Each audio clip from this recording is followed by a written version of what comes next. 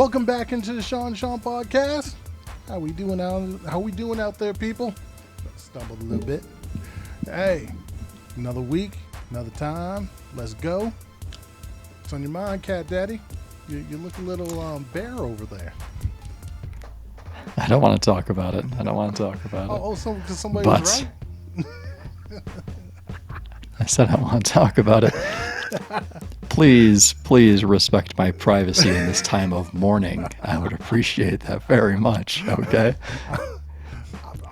We'll get to that shortly, but another weekend, another episode to record, and the episodes are always so good to record when your team wins. My team did win, didn't it? Kind of won. Sure did. Yeah, a little bit. Your team won too. Shouldn't have. Sure did. But did. But they didn't want to, but they did. We'll get into that when we get there. We're going to jump right in. We're going to start with that Thursday night game. Rams versus Seahawks. There's some casualties in this game, huh? One big casualty. So the Rams went to Seattle. Didn't seem like they wanted to win for part of this game, but they came out with the victory, 26-17. Something happened. What was the big news out of this game, Sean? It wasn't the Rams win, I'll tell you that. It definitely helped the Rams win. It's Russell Wilson with an injury to a finger on the throwing hands, and it was nasty looking. It was dislocated, and it required surgery. And surgeries with recovery, they're expecting anywhere from, I think it was 4 to 8 weeks of a window. Ooh. So are the Seahawks cooked, or do you believe in Geno? I do not believe in Geno. I'm not hopping on that bandwagon. And with the way that Seattle's defense is playing, I think they might be cooked. Cam Jordan ain't on the short list for head coaching. I'll tell you that. I know. Is Geno Smith going to be able to hit Tyler Lockett for those 60-yard bombs that Russell Wilson was doing pretty routinely? He's got the arm. He does. He ain't magic. I'll tell you that. He doesn't have that Russell Wilson magic, though. That's true. That's true. It's not looking good for him. Moving on, we're going to go to the London game. Good old London. We got the Jets facing the Falcons in London. Dang, they really give them Brits some good games, don't they? Well, yep. We send over the Falcons and the Jets. Yes, we do. Of all the things they've given us, we give them Falcons and Jets. Yeah, it's a fair trade-off. Well, the Falcons get their second victory of second victory of the year over the Jets, taken down 27-20. Zach Wilson came back down to earth. He did make some good plays, but not enough. Your boy Kyle Pitts had a game. Showed up. And he was the only one who was really there to show up, because you're thinking Calvin Ridley didn't go for personal reasons. Russell Gage was injured. So all Atlanta all Atlanta had was Kyle Pitts, Cordero Patterson, Mike Davis. I'm just saying. So it is what it is. Zach Wilson, even with the easy matchup against the Atlanta defense, Zach Wilson still didn't look good. Or he didn't look as good as expected. All of his weapons were there. You had Corey Davis, you had Denzel Mims, you had Elijah Moore. He's just not ready. And I've said this, but Yeah, you're thinking, at halftime he was 42 yards, an interception. Yep. He'd only hit 33% of his passes. Have you heard of the other stat, the crazy stat? No, what's the crazy stat? The Jets have 0 net passing yards in the first quarter of any game this year. That's not good. Now, the net yards, is that including Yeah. loss of yards from sacks? Yeah. It doesn't surprise me, though. It doesn't. It's not good. Corey Davis only had 4 catches for 45 yards. Jamison Crowder had another 4 for 24 yards. They weren't getting it done. They didn't run as much because they were trailing the whole game. They had to play catch up. They made a fourth quarter comeback. They made it exciting. Ish. Exciting, yeah. For as exciting as the Jets can make a game. Zach Wilson isn't ready, but at this point, there's no other option for the Jets, so you have to stick with him. They need to keep him in there. He's got to learn. They need to take the lumps. Yeah. Moving on to 2 teams that do seem ready, but weren't ready to win. Oh yeah, we're moving on to them Green Bay Packers going to Cincinnati, and there's some fun stuff in here. It was actually a pretty good game for the most part, except for the fact Green Bay was trying to, I guess, rip out Joe Burrow's throat or something. Good Lord. Well, throat contusion, jeez. You know, what did Aaron Rodgers tell him after the game? Aaron Rodgers said, you got to slide. You got to learn how to slide. He's got too much potential. He's going to do great things, but in order to do those great things, you have to be healthy, which includes you got to know when to slide. Now, something did happen on the Green Bay side, which I think you thoroughly enjoyed. Kevin King get out of the game. At this point, it's tough because you're thinking the Packers are already without Jair Alexander. They're without Zadarius Smith. They just signed Jalen Smith, but he was inactive. For the game. Thinking, man, Kevin King, is he worth it to have in the game? Eric Stokes had an extended action. He actually didn't look bad. I mean, it was a rough task. Those are some darn good weapons on the other side. But he didn't look bad. No, he didn't look bad. I still think he was overdrafted, so I'm just going to put that out there for you. Now, the real story here is it's not Aaron Rodgers throwing for 344. It's not Javonte Adams having 11 receptions for 206. It's the fact these field goal kickers didn't want to win the game. Right, but that was a theme for the whole weekend, though. It wasn't just isolated to this game, but the whole weekend. But I think this game may have been the worst because you're thinking at the end of the fourth quarter and into overtime, there were a combined 5 missed game-winning field goal attempts. 5. Between the 2 teams. There were 5 because neither of them wanted to win. You're thinking even close. Mason Crosby, who's pretty close to automatic, missed, I believe, 2 of them in the end of the fourth quarter that would have won the game. And then he missed his first one in overtime. It was 2018 where he had that slump, and then Mike McCarthy starts bringing in kickers. I thought it was 15, but maybe it was 18. Well, one of those 2 years. But Cincinnati didn't want to win either because they sent their kicker out there, and he decided to start missing them. He was so excited in overtime when he thought he made it because he kicked the flag. He was so excited. I saw that. And that makes it worse, though. That makes it worse. Because he's sitting there celebrating, and his teammates like, bro, what are you doing? You just missed. What are you doing? Moving on to a field goal kicker that did want to win, but his team seemed like they didn't. You don't want to talk about Jamar Chase? No. We'll get to Jamar. We'll save that. We'll get to Jamar. Moving on to Detroit. Went into Minnesota and lost. Big story here is Matt Campbell wants a win. This dude went for 2. Got it. Yeah. And still lost the game. Yeah, Dan Campbell is still going for his first victory. Dan Campbell, that's it. Dan Campbell, my bad. And let's be real, they should have won this game. They should have. They should have won against Baltimore.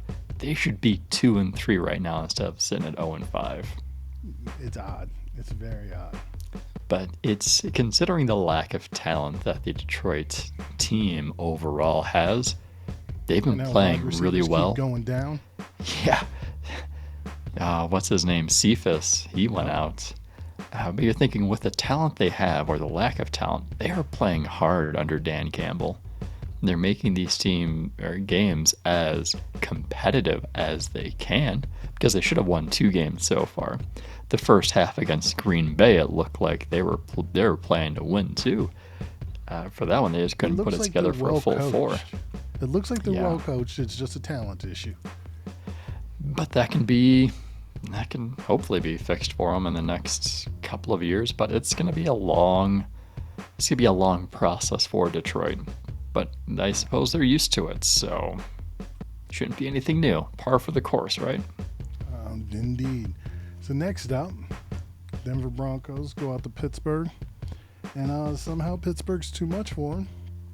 Even playing without Juju, without Devin Bush, they pull it out. Even though there was a late surge from Denver, Pittsburgh takes them down 27-19. And Najee had a game. He did. When does Najee not have a game? No, this was finally, I don't know if the O-line figured out how to block, but he had a real game. Yeah, what did he have? He had 122 on the ground on 23 carries, so he's averaging 5+ yards. Got a touchdown, another 20 yards on 2 receptions. The question is, can Pittsburgh's offensive line continue to do this? True. And it's surprising because you're thinking Denver's defense has been pretty solid this year, and I don't think they had given up more than 60 yards to any individual all year, and then Najee Harris comes in, busts off for 122, which is really surprising.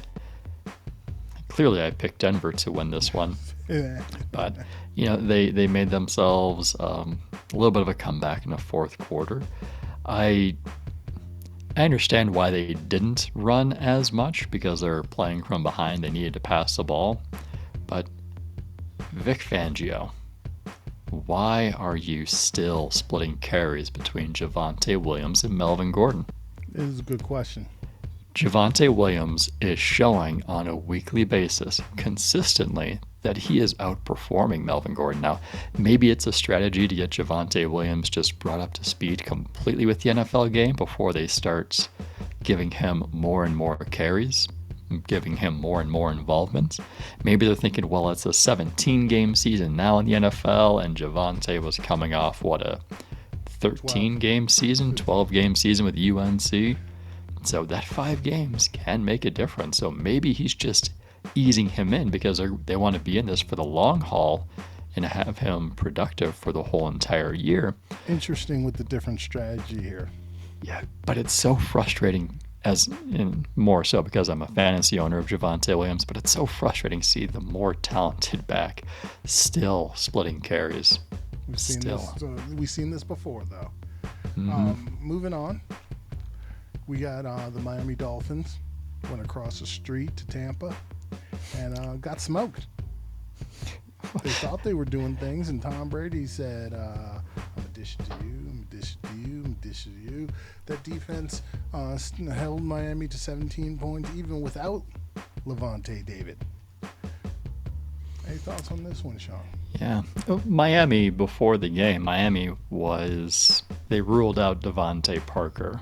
So it takes away another one of their offensive weapons. And we're thinking, well, this is going to lead to a bigger day for players like Jalen Waddle or even Preston Williams. Waddle and Williams had a combined 11 targets on the day. You know who led Miami in targets? Myles Gaskin with 10.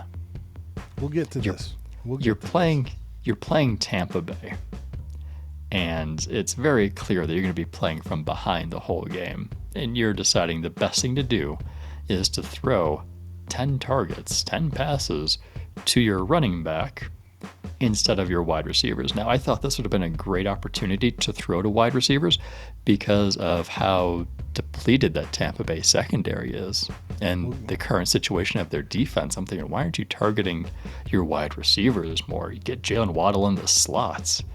just pepper him with targets. We'll get to this. Their offensive coordinator, I don't know. I don't think he can see more than 10 yards downfield. That's all I'm going to say about that right now. Yeah. Yeah, there's something wrong on the offensive side of the ball. I mean, the defense isn't playing as well as it should be, but the offense isn't helping it. And you're right, a lot of that could come from the play calling and how they're setting themselves up to play each and every Sunday. But it's Jacoby Brissett back there. Could it be Jacoby? Jacoby's part of the problem. But I think a lot of that play calling, like, you got a field stretcher like Jalen Waddle, but he ain't stretching the field. Not you don't even have to throw it to him really, or maybe throw it to him once just to scare the crap out of the defense. You know what I'm saying? You should be throwing the ball to him more, with considering how electric he is. But I'm just saying, get him going downfield. Get that one deep throw to him to get the defense to back up a little bit. But hey, now what do I know? We're just professional amateurs. That's all we are. Moving on. The Saints went out to D.C. And, this is every other week, you know what I'm saying? So the Saints won this one. Jamie's had a game. And, your boy Marquez Callaway had a bit of a game too. So yeah, he sure did. Do you know why he had a game? Because he was on your bench? Because he was on my bench, right? Yeah. See, that's how I know he's going to have a good day. Is he in my starting lineup, or is he on my bench? Because if he's in my lineup, he's going to do nothing. He's going to get like one reception on 6 targets for 4 yards. Clearly. Now, I have a question. Well, I have two questions. On Washington's side, have teams figured out Taylor Heineke, and is this Washington defense overrated? Taylor Heineke, I'm not sure if it's more teams figured him out or he has already reached his ceiling, and unless he has further additional coaching, it's not going to progress. So I think he may be at his ceiling, which is going to limit him. He's not terrible with passing. New Orleans has a really good defense, which I think is underrated. And you're thinking he hit, 20 of 41? He got nearly 250. He was picked off twice. He was sacked twice. But he's also a threat on the ground. He picked up 40 yards on 5 carries. But I think that may be a ceiling, and I think that may affect him getting or maintaining a starter job in this league, because you're thinking Ryan Fitzpatrick should be back sometime soon within the next couple of weeks. Who's going to have that starting job? Has Taylor Heineke done enough to maintain that job? I would say no. Does Fitzpatrick give you a higher ceiling? So that's just awful to think about with that. Like, just Fitzpatrick, get out of here with that noise. Yeah, that's the question that Washington has to ask themselves, because it doesn't look like Heineke is going to be a long-term answer where they can say, you know what, Fitzpatrick, we're going to move on from you. We're going to go with Heineke moving forward. I don't think he's the answer. So what are they going to do next season? Do they revisit this in the draft? Do they look at free agency? We know this. They have to draft somebody unless they're getting Aaron Rodgers. They have to draft somebody. So that's the Heineke question. For the defensive question, it seems like their defense is underperforming greatly this year, because coming into this year, you're thinking, the Washington football team has the most dangerous front four in football. Top 5 defense. Yeah, right. They're carrying over from last year because they kept a lot of their talent. I don't think they lost. And they signed William Jackson the third. Much of anything. William Jackson, they drafted Jamin Davis. So you're thinking, man, this defense is getting better and it's going to get better. But what have they done this year? They've underperformed. I think there were a couple of Washington games even earlier in the year where we were talking and messaging throughout the game, and we're thinking, is Chase Young giving up on that play? No joke. Did he just sat down, like he just sat back and watched the play happen. There was no hustle. There was no, where's the motor? And it's almost like that's the story for Washington's defense as a whole. It's, where's the motor? Moving on from Washington, though, we're going to go to another NFC East team. The Eagles go to Carolina. and shocked the Panthers. They actually went into a time travel device, and they went back, and we saw Jets Sam Darnold in this game, at least for a quarter. Your boy Jalen Hurts, he didn't put up gaudy numbers, but he did enough. Your boy Javonte Smith, finally looking like the guy he's supposed to look like, and they pulled out a dub, in the wee minutes of this game. So They did. my questions are this: is Carolina overrated? Are the Eagles underrated? And should one of these teams be feared? I'll answer the third question first. No. I don't think either of these teams should be feared. I don't think that Philadelphia is underrated. I think they have a long way to go. And I do believe that Carolina is overrated. Because these past couple of weeks with Sam Darnold, it hasn't been the career resurgent Sam Darnold we've seen. We've seen the New York Jets Sam Darnold. And, Christian McCaffrey's been out for a couple of weeks. Maybe that has something to do with it. But timing-wise, you're thinking Sam Darnold hasn't performed well these past 2 weeks. What's the main difference these past 2 weeks? They're playing better teams. They're playing better teams, and also Carolina traded Dan Arnold to Jacksonville for that cornerback help. Did Carolina underestimate Dan Arnold's importance or his role with the team? And now Tommy Tremble's still there, and he's doing stuff. Yeah, he got 2 receptions for 12 yards this weekend? And a touchdown. He got a touchdown. But, what was Dan Arnold doing? Even his second game in Jacksonville. There's an athletic tight end. Well, to speak about Dan Arnold, let's move on to that game. Let's go to the Titans going to Jacksonville. And then, full disclosure, the Titans blew this team out. But at the same time, considering what's going on in Jacksonville with the coaching staff, I think these Jacksonville, and also considering this roster, let's be honest, isn't the greatest. I think these players played pretty well. I'm going to be honest. They had chances at times to be in this game. Urban Meyer, I know you got lap dances on your mind, but you got a 6'6" quarterback. I said it. You got a 6'6" quarterback, and you're on the inch line. You sneak him in. You don't toss it or give the ball to Carlos Hyde. You put Trevor Lawrence in there and you let him bull his way for that TD. That's all I'm saying on that level. The funny thing is, after the game, reporters were asking Urban, would you consider doing a quarterback sneak when you're at the goal line? And Urban's like, no, Trevor's not ready for it. He's not comfortable. I'm paraphrasing. He's not comfortable with it. And once Trevor had the opportunity to stand in front of reporters, they kind of followed up with that. And they asked him, what do you think about the quarterback sneak? Urban says you're not comfortable with it. And Trevor's response is, no, I'm comfortable with it. So it begs a question, what is Urban doing? But I have a second piece to that too. Because go ahead. Urban Meyer was also asked, what's with the limited use of James Robinson? Why is he not on the field for all these plays? You have Carlos Hyde out there. You have Jamal Agnew out there. You have all these people out there. Why isn't James Robinson, arguably your best offensive weapon, why is he not on the field so much? And Urban's response was something along the lines of, oh, I didn't notice. Bro, you're the head coach of this team. What are you doing? Maybe you do got those dances on your mind. I don't know. But what are you doing? James Robinson. Let's just look at this.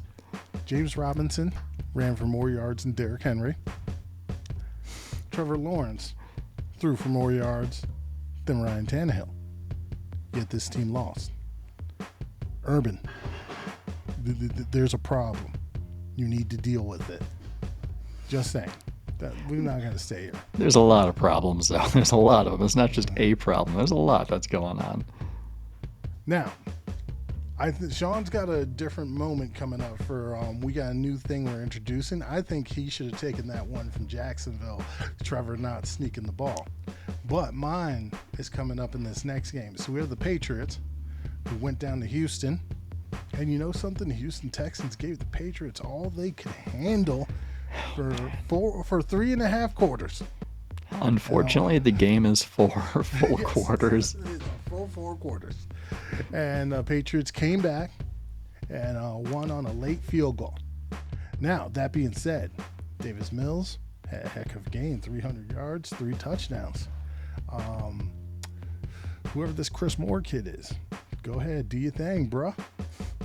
Now, Mac Jones didn't have as good of a game. He won, but his game, there were some rough moments. Now, all that being said, my WTF moment is in this game. There's a point where there was, I believe, a 4th and 2. And Houston, they had their special teams out there, but it looked like they were going for it. And then all of a sudden, out of nowhere, the punter runs back to punt the ball. They hike the ball to the punter. The punter goes, he punts the ball, and he hits the long snapper in the back of the head. They had a net 0 punt. That's hard to accomplish. You got to celebrate feats like that. That's hard to accomplish. What the hell? And that's the new segment, people. We have our WTF moment of the week. That is mine. I rewatched this game, and I'm sitting there looking, and I saw the punter hit the long snapper in the head, kicking the ball. Bruh. Yeah. Bruh. You got any thoughts on this game, Sean? This game was a battle of rookie quarterbacks. Davis Mills, Mac Jones. Davis Mills looked much better. It's surprising because you're thinking Bill Belichick normally dominates these rookie quarterbacks. They don't stand a chance against them. And you're thinking Houston, right? Houston of all teams coming in and almost beating New England, because I think New England was like 7 or 7.5 point favorites coming into this game. And to only walk away with a 3-point victory is... Did we, or did Bill Belichick, undervalue Tom Brady? Yes. I will say yes. But I mean, at the same time, he had to know he was going to take his lumps. Now, moving on to another rookie quarterback. Man, the transitions today. This is not planned, folks. The Bears go to Las Vegas, get some of that gambling in. Maybe catch a show. No, that's not why they were there. They went to that fancy new stadium to play the Raiders. And let's just say the Raiders had a bad day. I mean, Justin Fields didn't have to do much, and the Bears still won 20-9. Now, any thoughts on this one, Sean? Anything stand out to you? Yeah, one thing that stands out to me is... Were other things on the Raiders' mind? John Gruden's last game as a head coach, probably ever. And guess who beats him? Khalil Mack. Poetic. The same Khalil Mack that was traded several years ago to Chicago. So Mack has a 7-tackle, 1-sack game against his old boss. So yes, very poetic that John Gruden suffers a loss and Khalil Mack is there. So that's always fun to see. But I'm surprised still that Chicago is not unleashing Justin Fields. It's like they're trying to manage. He had, 20 passing attempts? Yeah. Only had, 2, 3, 4 rushing attempts? It wasn't many. And they're continuing to limit him, which I find very surprising. which means either he's not ready, similar to Zach Wilson, or Chicago doesn't think that he's ready, and they keep these handcuffs on. They keep that leash short. Or, a third option, could it have been the beating he took against Cleveland? Or, as a sole fact, if you watch this game, it looked like the Raiders were trying to injure him. Like, there were times where and the Raiders paid for it, but there were times it looked like they were taking cheap shots.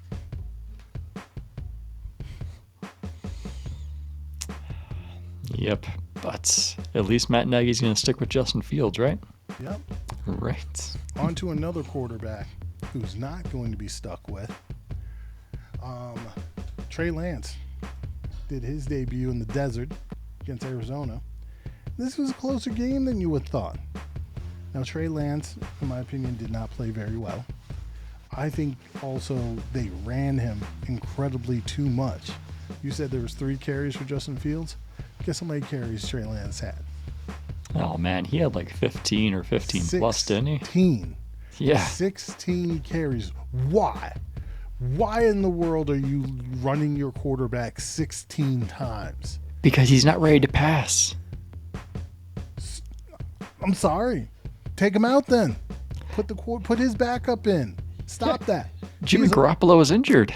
No. Put his backup in. It's got QB next to his name. Throw the ball, people. I'm sorry. No. This is nonsense. And that's why he's injured now. Yeah, for a rookie quarterback in his first NFL start, I don't like the idea of running him 16 times. And he also took a sack for a loss. He only hit on 15 of 29 passes. So he's just not ready to pass, and there's no other running threat on that team. Because San Francisco they've looked very inconsistent on offense. And the only reason they stayed in this game is because their defense was able to limit what has previously been a very exciting to watch Arizona offense. They were able to limit the damage that Kyler Murray was able to do because he had 1 touchdown through the air, only 239 yards. Kyler Murray had 7 rushing attempts for 1 single yard. So they're able to limit that damage, and that's the only reason that they stayed in this game. Now, moving on, I'm going to do the Dallas game now. There's a lot to unpack here. First of all, just going to state the Cowboys blew out the Giants 44-20. And I'm going to be honest with you, just like last week with the Carolina game, this wasn't as close as the score makes it seem. It was a 24-point blowout, and it wasn't close. I mean, Dallas has been doing this where they're basically more so looking like they're trying to preserve players, make sure players don't get injured, but playing a little bit softer once they get like a pretty darn decent lead.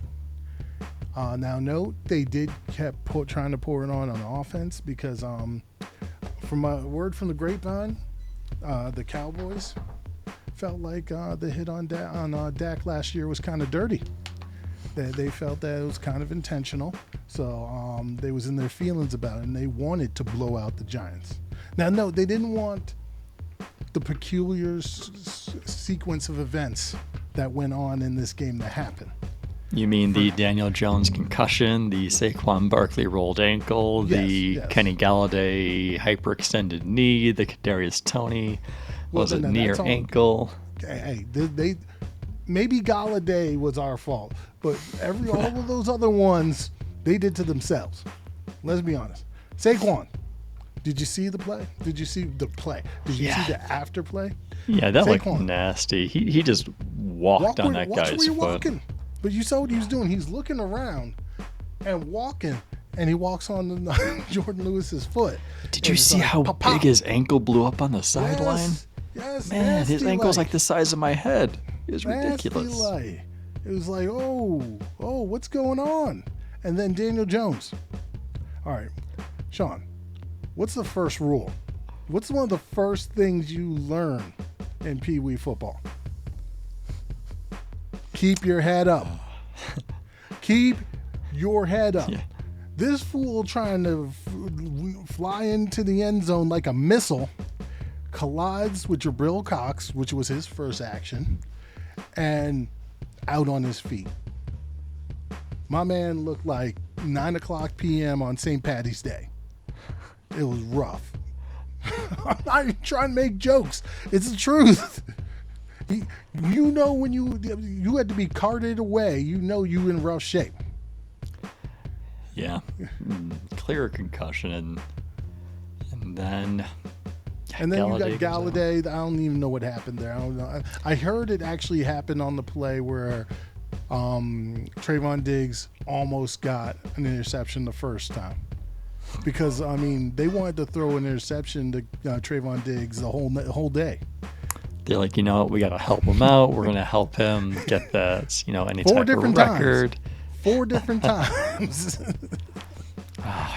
You know, in this game for the Giants, due to their lack of weapons, because you're thinking Barkley's out, Galladay's out, Darius Slayton was out, Sterling Shepard was out. They had Kadarius Toney show up on their first-round pick, actually. Catches. I mean, he made some catches that people don't make. That dude is talented. He is. He got to control his temper. Because, yes, you know, maybe the Monte Casey, who's got a little feist, little dog in him because he's a little dude, maybe he's kind of slammed him a little hard. But, all right, and Kadarius Toney, if you're listening, and you're probably not, I'm just going to let you know one thing. Don't try to punch somebody with a helmet on. You don't want to break your hand. You're a receiver. Which Bears receiver did that? It was, what's his name? Oh, Wims. Wims, yeah. He ain't on the Bears no more. He did it against the Saints last year, I think, yeah. You're throwing punches to a guy wearing a football helmet. Come on, give me a break. And then on the sideline, he accidentally headbutts one of his coaches. He's talented, right? Very talented. He showed us that he is shifty. He's talented. But what was one of the things that may or may not have been hurting him in college? He's a hothead that tempered. Yeah. His first real, this is his show-out game. He did pretty well last week, but how is he going to play a full season with that temper? And it makes me wonder, is the reason we haven't seen him this year is because how he is behind the scenes in practices, how he interacts with team, coaches? Is that what held him back? And this was just, well, we got nobody else. We got to throw him out there. Now, there's another funny part to this game, and it's not, I'm not making fun of like what happened to cause this. I'm making fun of the person talking at this time. So Joe Judge is giving his, one of his weekly press conferences, and they're asking about Daniel Jones and stuff like that. And Joe Judge sitting there saying, well, I'm not sure if he's going to practice this, and that. And then a reporter chimes in. He's like, well, Daniel Jones just suited up in pads and he's heading to the field.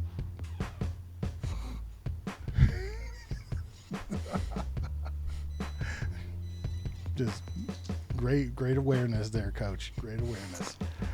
Yep. All right, moving on. One of the best, probably the best game of the week, my opinion. The Browns go to LA, face the Chargers, and in a race, the Browns fall to the Chargers, 47-42. It's a close game. The Browns, Browns showed me something regardless if they lost. And Justin Herbert, he can play, can he? That guy can ball, man.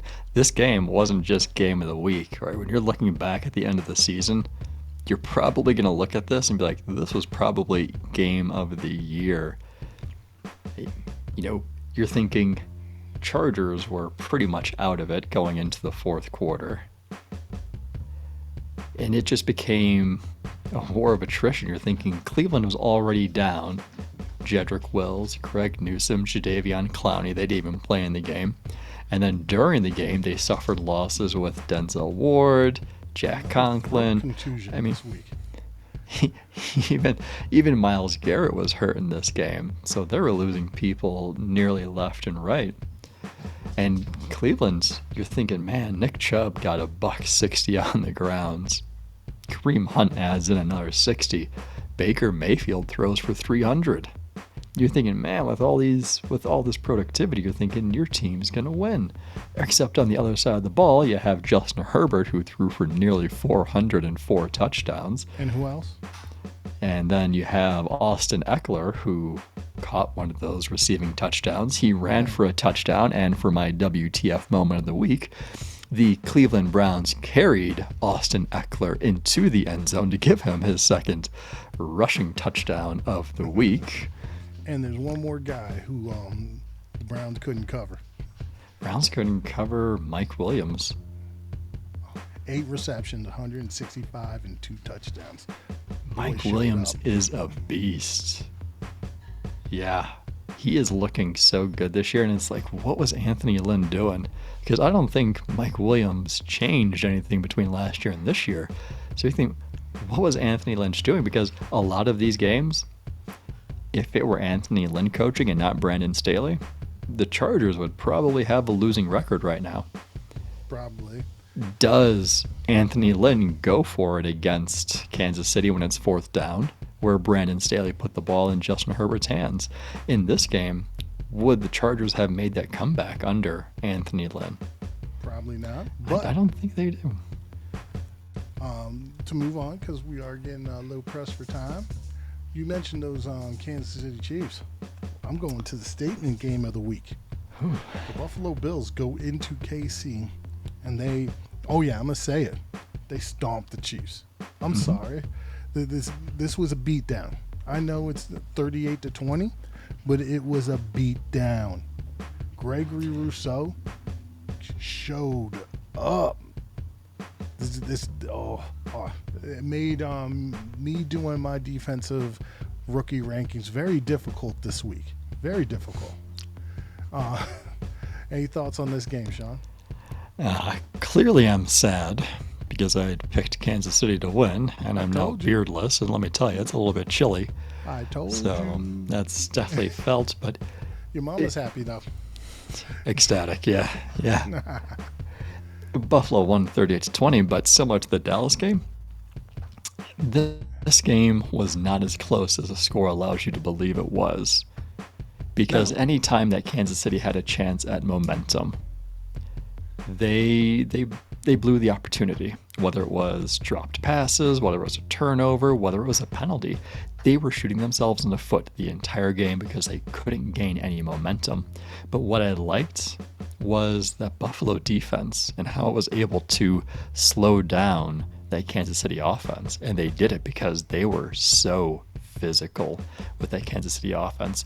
You had Travis Kelce getting hit by Tre'Davious White every time he came off the line. Every time. And here's the thing. They may have had some flags early on, but those hits that they got with those flags paid dividends later.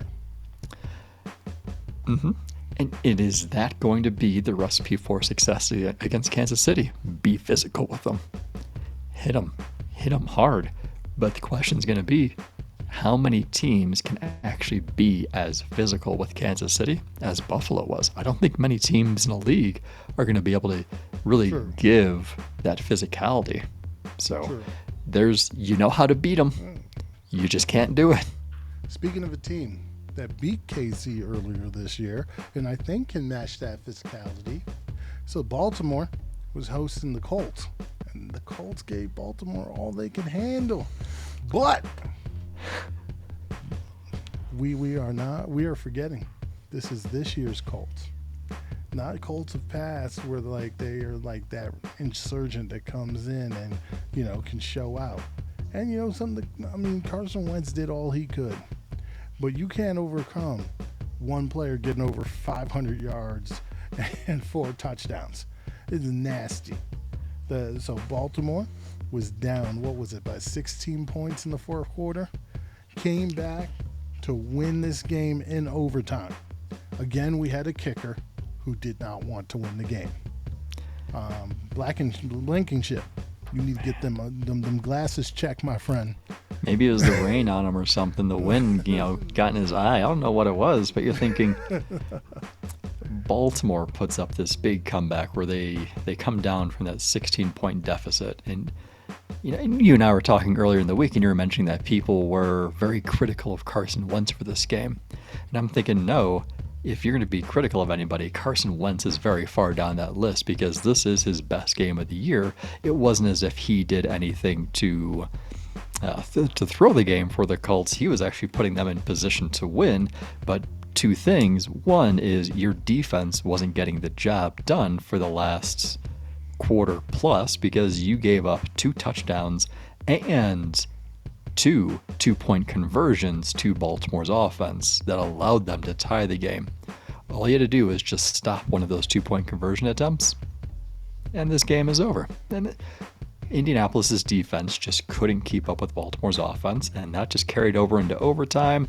And about, halfway through, Baltimore gets the touchdown for the victory. So defense didn't step up and play a full 4 quarters. But, man, I've been critical on kickers this year. And I want to say rightfully so, because we're thinking, Rodrigo Blankenship, you missed 2 field goals and you missed an extra point. All 3 of those were makeable kicks. Any one of those kicks goes in. Any one of them, including the extra point. This game doesn't get to overtime because even with Baltimore's 2 touchdowns and 2 two-point conversions, they would still be trailing by 1 or 3 points, which means they would now require an onside kick and another touchdown within 45 seconds of the game being over. So one of these kicks goes through. This isn't even a conversation. Indianapolis gets their first win of the season.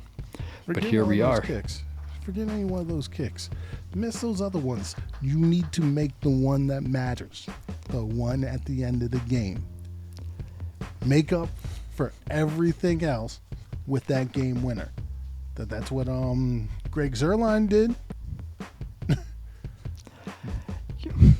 For a kicker who doesn't get on the field very often, every kick matters. It does. But you know what I'm saying. Right now, Mason Crosby is worried, but less worried because he made the game winner at least. He got that extra shot, and he made that game winner.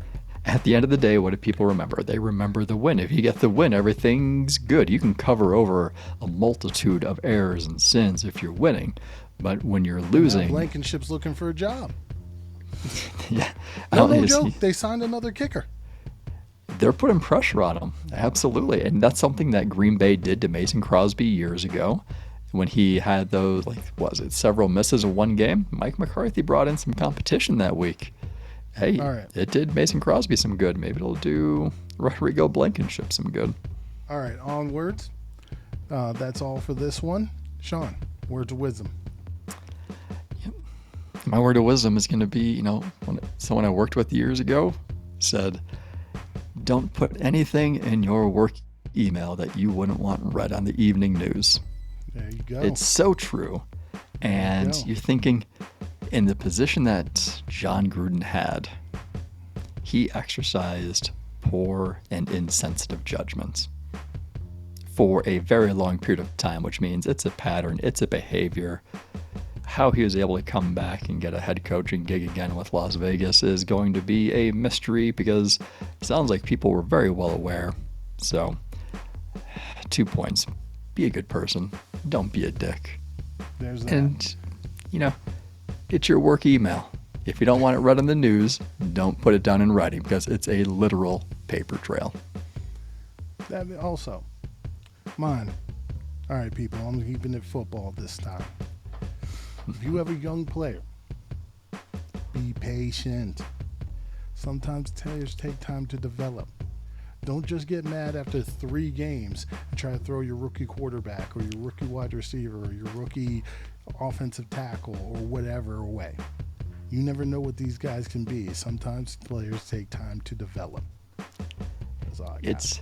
It's the instant gratification, fast food, microwave society that wants the win now.